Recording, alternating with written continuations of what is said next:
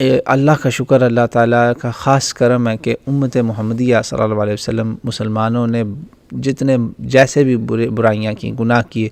انہوں نے کلام اللہ جو ہے نا، یہ اللہ کا کلام، یہ قرآن کریم جو ہے، اس کو نہیں بدلا الحمدللہ۔ ہاں تعویل کسی سے غلط ہو گئی ہو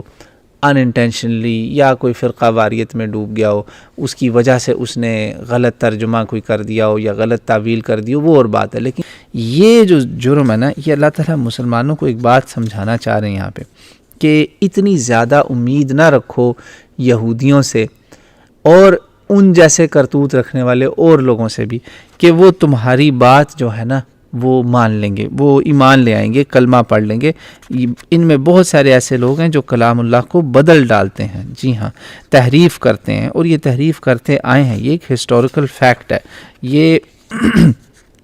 یہود نے خالی نہیں کیا یہ کام، خالی یہ کام یہود نے تورات کے ساتھ نہیں کیا، یہ عیسائیوں نے بھی یہ کام کیا اور دیگر اقوام نے بھی کیا ہے۔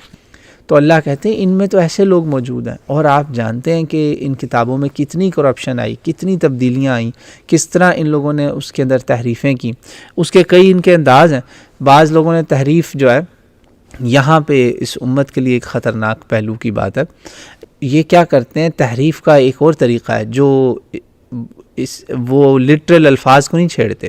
وہ کیا کریں گے کہ آ کے کہہ دیں گے نہیں گاڈ نے یہ بات آپ پہ اوبلیگیٹ نہیں کی، فرض نہیں کی، ایسے نہیں، ایسے جیسے کوہ طور پہ جو لوگ گئے انہوں نے واپس آ کے اپنی قوم کو خود ہی گمراہ کرنا شروع کر دیا۔ کلام اللہ میں تبدیلی کا مطلب یہ نہیں ہے لازمی کہ وہ تحریف سے مراد ہے کہ وہ الفاظ چرا لیں گے، چھیڑ دیں گے، کیونکہ موسیٰ علیہ السلام کے ہوتے ہوئے یہ تورات کو تو بدل نہیں سکتے تھے۔ تو یہ اس وقت کیا کرتے تھے، یہ دھوکے دیتے تھے، سازشیں کرتے تھے، یہ کہہ دیتے تھے کہ جو ہے نا آیتیں چھپا دیں، ان کی تعویل کر دی، ہائیڈ کر دیا، cover the other hand of the book. یہ ہمارے پاس اس کی صحیح حدیث ہے، دلیل ہے۔ رسول اللہ صلی اللہ علیہ وسلم کے سامنے ایک کیس آیا زنا کی حد کا، سزا کا، تو آپ صلی اللہ علیہ وسلم نے کہا لاؤ تورات، ہم تورات سے فیصلہ کریں گے۔ تو وہاں پہ ایک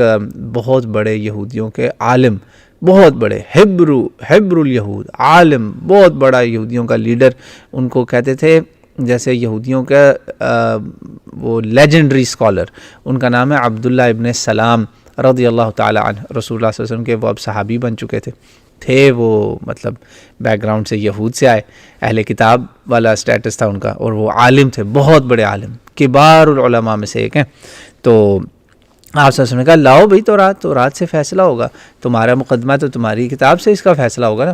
تو جب لائے تو انہوں نے نا ایسے، یہ جیسے میرے پاس ابھی یہاں پہ میں آپ کو مثال دیتا ہوں، میری وجہ سے یہ قرآن پاک ہے، تو ایسے لائے تو رسول اللہ صلی اللہ علیہ وسلم کے سامنے رکھ کے نا، تو یوں ایسے کتاب کو یوں کر کے نا کہا یہ دیکھیں ادھر، ایسے پکڑی ہوئی تھی اور نا یوں کر کے ایسے دکھا رہے تھے۔ تو رسول اللہ صلی اللہ علیہ وسلم نے جب آپ کو بتا رہے تھے نا پڑھ کے، تو پیچھے صحابہ اور لوگ بھی دیکھ رہے تھے، تو رسول اللہ صلی اللہ علیہ وسلم کو پیچھے کھڑے تھے عبداللہ ابن سلام آپ کے برابر میں، تو کہا یا رسول اللہ یہ میری قوم ہے، میں ان کو جانتا ہوں، انہیں کہ یہ کتاب سے ہاتھ اٹھائیں۔ اس طرح نا کتاب پہ اندر ہاتھ رکھ کے وہ آیتیں چھپائی ہوئی تھی جہاں پہ سزا تھی رجم کی، موت کی سزا تھی شادی شدہ زانی اور زانیہ کی۔ تو رسول اللہ صلی اللہ علیہ وسلم کو بتایا، انہوں نے ایکسپوز کیا ان لوگوں کو کہ یا رسول اللہ یہ چھپا رہے ہیں آپ سے، جو آپ کو یہ پڑھ کے سنا رہے ہیں نا وہ بات آدھا سچ ہے۔ یہ ان کی تحریف کا میں نے آپ کو ایک پریکٹیکل ایویڈنس دیا ہے رسول اللہ صلی اللہ علیہ وسلم کی سیرت کے واقعات سے۔ پچھلی ہسٹری تو ایک طرف رہ گئی، وہ تو ہمارے سامنے ہے، تو رات اور انہوں نے وہ بائبل کے ساتھ کیا حشر کیا انہوں نے بھی اور عیسائیوں نے بھی۔